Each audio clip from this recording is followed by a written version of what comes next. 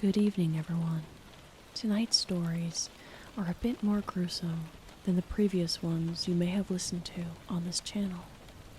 Listener's discretion advised. Some people will do whatever it takes to make it to the top. One of those people happens to be my son, Clinton. I've been super supportive of all of his dreams for as long as I can remember. He was born blind, but that didn't stop him from living a decently normal life. In fact, he excelled at many things he put his mind to, specifically the guitar. There was no one who could play the guitar like Clinton. However, something happened recently that made me begin to suspect that he might not be blind at all. Clinton had been getting help ever since he was a toddler, specifically from my husband, who was the one who had raised the concern that my son may be blind once he had hit the age of 2. If it weren't for him taking him to the doctor to get checked for his sight, he wouldn't have gotten the help he needed until much later. When Clinton was 5, my husband introduced him to the guitar. He'd spend hours in Clinton's room with him, teaching him how to play and figuring out the right placements without even being able to see. He became very good. So good, in fact, that my partner entered him into talent shows and music competitions around our community. Being amazing at guitar, paired with the fact that he had no sight, made it pretty easy to win over the judges every single time. He began racking up money and community fame very quickly. I was even able to quit my job and become a stay-at-home mom. My dream. Everything was perfect until the pink guitar. I had purchased him a pink guitar for his 13th birthday. It was a really high-quality one, and I had gotten it for a decent price. My son acted so surprised and delighted as he opened his gift to feel a brand new guitar at his fingertips. However, that was not the same reaction I witnessed when I walked past his room later that night. I was up late watching some cooking shows when I finally got up from the couch and began walking past my son's room. I could hear him talking to himself. I'm not one to eavesdrop or anything, but there was a hint of aggression in his voice. I approached his room and carefully cracked open his door to see what the fuss was about. "Stupid pink guitar," he hissed at his new instrument before kicking it to the ground. At first, I thought perhaps my husband had told Clinton that the guitar was a girly color, but when I saw him pick up his other guitar and begin playing it, I froze. He was looking at his finger placements. He had never done this before, as he had always just looked straight ahead. I immediately closed his door and quickly made my way to my own room. I was breathing heavily. I had felt like I had seen something I wasn't supposed to. Did my son really have his sight? I didn't know for sure until the night of my son's regional competition. That was the night the most horrific thing I'd ever been through took place. My husband, Clinton, and I were all stationed in one of the dressing rooms, waiting for my son to be called to the stage. While waiting, my husband asked me to run out and get him a diet soda. I didn't think much of it, and did so. It was when I came back with his soda that I heard the reality-shattering conversation between my husband and my son. "You need more of these eye drops, Clinton. You can't be blinking this much on stage. You won't look authentic." "Maybe because I'm not authentic, Dad. This act is getting tiring as hell anyway." "Do you want to make it to state or not? Do you want to throw away your whole future of fame? Huh? Do you?" "No, of course not. I'm not stupid." "Then take the eye drops and get your ass out there." It was then I burst into the room. "So it was all an act," I cried out, baffled. "This whole time it's been a lie. A lie between the two of you. For 13 years? Sweetheart, you're overreacting. We don't know what you're talking about. Oh, cut the crap, Donald, I spat. I heard the whole conversation while I was standing outside the door. Our son's a big fraud, and you know it. Yeah, and what are you gonna do about it, Mom? Clinton spat back. What am I gonna do? I'm going to stop you from performing on that stage, that's what I'm going to do. I'm not gonna let you lie to all of those people. To that, my son smiled. You are going to let me perform, because if you don't, I will stop you, and you don't want me to do that. Really, I scoffed. You think I'm scared of you? Mother, he said calmly, I need this. I need fame. I don't think you understand that I'd do absolutely anything to have it all. I mean, I've been pretending I've been blind for years, for gosh sakes. I shook my head, standing in the way of the door. I'm not budging. You aren't blind. You're a liar. My son reached into his pocket and pulled out a guitar pick. Move, he demanded. No. Fine, he sighed. You want someone to be blind in this family? Let it be you.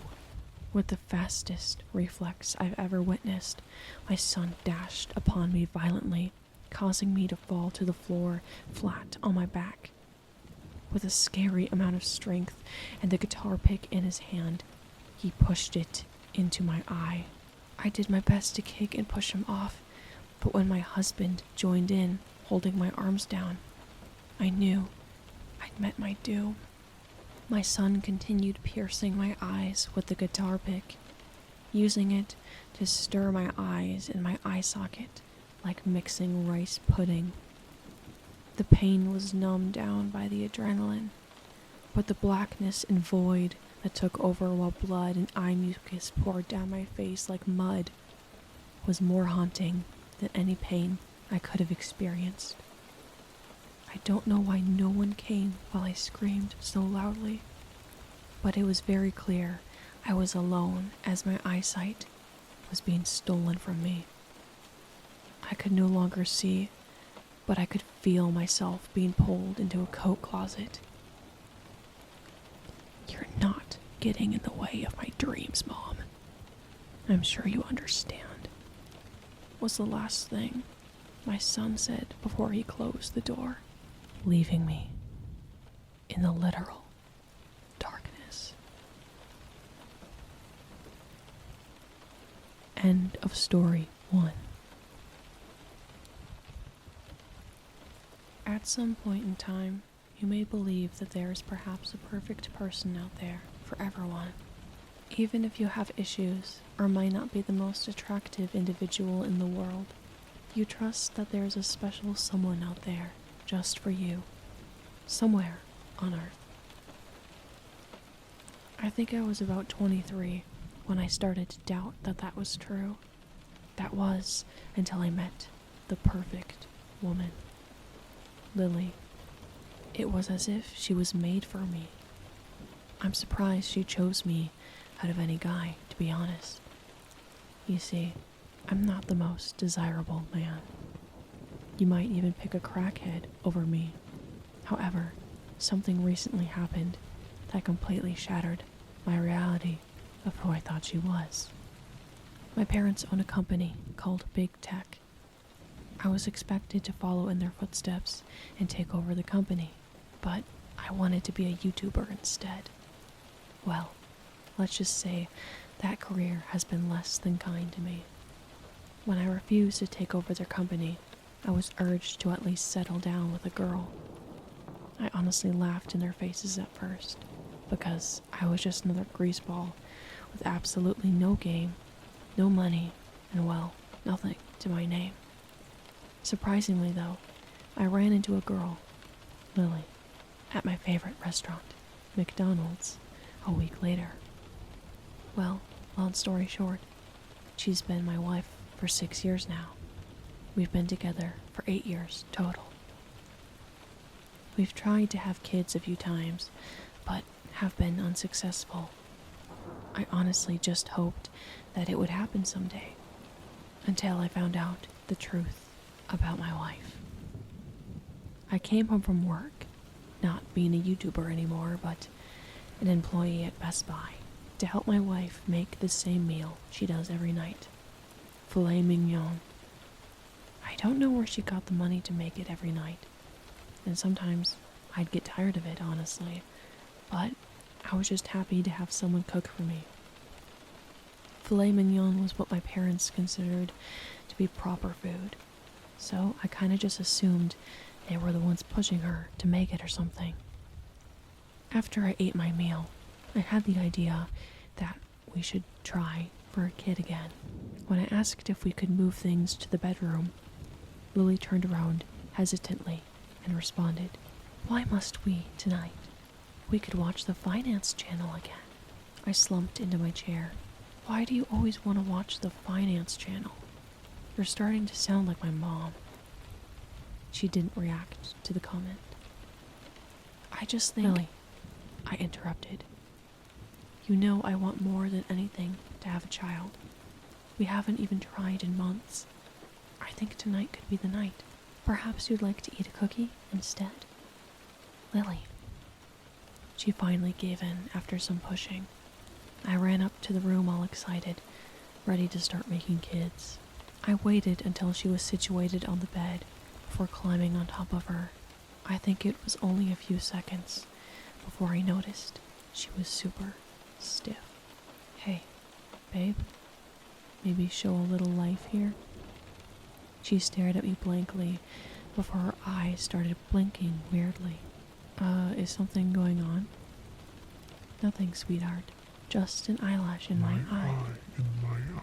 If you're trying to freak me out so that we don't have to do this, we can stop. Nonsense. I'm completely fine. She grabbed my face and began aggressively kissing me. Suddenly, without warning, her teeth slammed down on my tongue. I tried to scream and pull away, but the strength she had was almost ungodly. I opened my eyes to see her face locked in a wide smile, her whole body now unmoving. I don't even like talking about what happened next. It wasn't just her mouth that clamped down.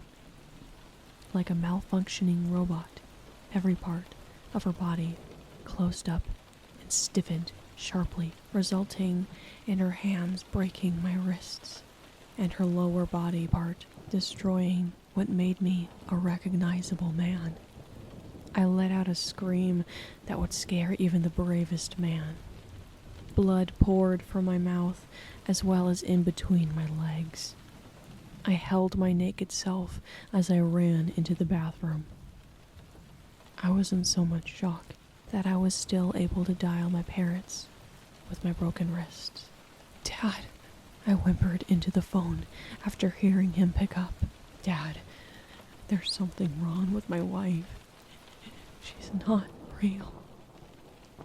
She's not real." At first, there was silence on the other end, but eventually, he croaked up.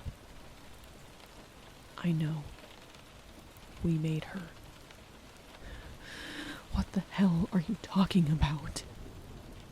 "Your mom and I, at Big Tech, we created her for you." "No, that's impossible. She's flesh and bone." "You'd think so. Crazy how much technology has advanced in the past few years. You can make any AI identical to humans, or at least at Big Tech anyways." "But why?" "Why?" My dad grumbled. "I don't know, son. Maybe because you were such a disappointment and an utterly hopeless case. Your mom and I wanted to create a wife in which we could hopefully influence you through her to get you back on track to a half-decent life. Make us a little less embarrassed of you than we already were. Your mother and I, as well as our assistants, took turns controlling her. I see you finally managed to cause a malfunction. Let's just say my assistant is a bit traumatized right now from what we had to just witness through her cameras. If anyone is traumatized, it's me. This thing just removed my crotch. There's blood everywhere. Oh, please. This girl was the best thing that happened to you. Do you really think you could have gotten anyone to truly love you? I didn't answer. Now get back out there and tend to your wife. My father said no more and hung up on me. Dad, please, don't leave me with this robot. Sweetheart, I heard from the other side of the door. It's okay. I'm ready to try again. End of story 2. As a parent, your biggest fear is having your child go missing, or even worse, winding up dead. This is why you teach them to not take anything from strangers, to not go out alone at night, and most importantly, not to go walking off with anyone. I work as a Ferris wheel operator at an amusement park, a place where kids and families go to have safe fun, or at least that's what was assumed. Never in a million years would I have thought my place of work would be a hot spot for kids to go missing, never to be found again. It was a year ago when the first kid went missing, and then every week or so, another one would disappear. At first, we didn't know what was happening to these kids until a tall man was seen walking into the woods near our park, holding the hand of a small girl who would later be reported kidnapped. The police searched the whole forest, but there was absolutely no trace of this kid. Families were urged to stay close to their children at all times, and everyone was told to keep an eye out for any strange tall man trying to lure children away from the park. I myself had never seen this man until it was my own daughter I saw walking into the woods with him. It was a cooler summer afternoon, and I had been working the Ferris wheel for a few hours. It had been months since any other kids were taken, so I wasn't worried when I brought my 8-year-old daughter to work with me that day. My brother Jeff was there as well, keeping watch of her while she traveled around the amusement park, riding the coasters and eating all the snacks her little heart desired. It was about 30 minutes until closing time, so my brother dropped her off at my station. He wasn't able to stick around any later, as he had to go pick up his kid from his friend's house. It was now my job to operate a machine while watching over my kid at the same time. After 20 minutes passed, we were shutting down the rides and getting ready to go home for the day. I turned around to tell my daughter it was almost time to go home, but she was gone. I began looking around, pushing past people and searching the crowd for any sign of her. That's when I looked off towards the woods. There she was, holding the hand of the tall man, walking her way with him into the forest. I began shoving people aside, squeezing myself through the clusters of groups. I sprinted as fast as I could through the field leading up to the woods, calling my daughter's name as loudly as I could. I finally entered the thicket and began weaving through the trees. I had no idea where the man could be at this point, so I chose to keep running straight. It felt like hours before I saw something in the distance. At first, it looked like a figure or two, until I noticed there were several. It looked as if they were hugging the trees. I slowed my run to a cautious crawl. I didn't know what I was looking at, nor what this man was capable of doing. I decided if I wanted to get my daughter back, I couldn't go in guns blazing. As I neared what looked like a clearing, I was able to make out what the strange figures were. all around me, not only tied to the stumps, but also hanging from the branches, were the bodies of several deceased and decaying children. Their eyes were now empty black sockets, and their mouths were completely sewn closed. They were being held by several strands of twine and slowly swayed and turned in the wind. I held my hand to my mouth, crying silently into my palm. I couldn't tell if it was the wind or the whispering of several lost souls, weeping and crying out for their parents. I kept spinning around, looking frantically through the bodies for my daughter. I prayed she hadn't met the same fate. "Father? Amy?" I responded in tears. "Amy, is that you?" "Father, I'm over here." I followed the voice to a large tree. Laying next to the stump was her pink shoe, with her nowhere to be found. I picked it up with a shaking hand, holding it close to my heart. "Amy, where are you?" "Father, I'm up here." I closed my eyes. I didn't want to look up. I didn't want to know. I couldn't face it. I couldn't face any of it. I did, though. I looked up. There she was, hanging from one of the branches. Eyes empty, mouth stitched closed, and swaying eerily back and forth, limply. Before I could scream out, the branch snapped, and her body began rapidly falling towards my face. I dove down, holding my head and crouching next to the stump. It was then that I screamed, not in fear, but instead for the grief of losing my daughter. It felt like hours that I was holding myself on the forest floor screaming, my daughter's body never reaching me. "Adam, it's me. It's okay, sweetheart. We're here." Slowly, I lifted my head off the grass and turned to see my wife. With her were my brother, my father, and my sister. "We know you're hurting, Adam. It's okay." I noticed there were no longer any bodies hanging from any of the trees. I looked up. It was then that I remembered. "She's gone, Adam. You know she's not here."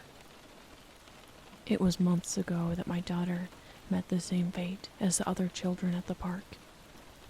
I looked away that day for a second. Only 1 second.